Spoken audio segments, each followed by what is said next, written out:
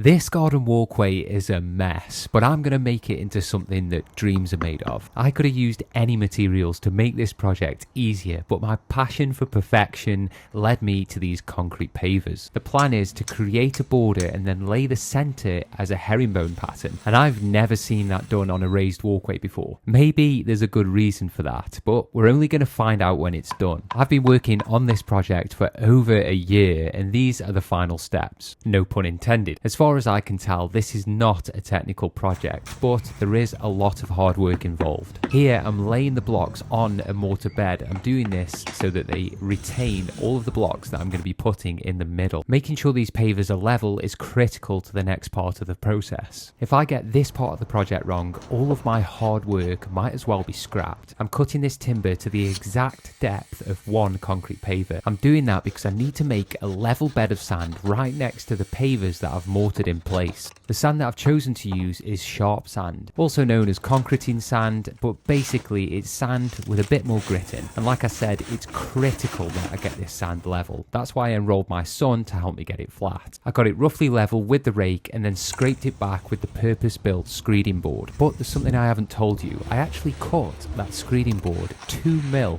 shorter than it needed to be. This will give the paver room to sink over time, or I could whack it down with a mallet. And now for the moment of truth, setting the brick line up for the herringbone pattern. I've never done this with normal flooring, let alone concrete blocks. I'll be honest, I spent quite a bit of time messing around with the position of these blocks to make sure that they were absolutely centre of the walkway. Once it actually dawned on me that the corner of the block actually isn't the centre of the pattern, I was away. I set the first pavers at a 45-degree angle to the border. And if you want to see how this herringbone walkway works out, make sure you like and follow.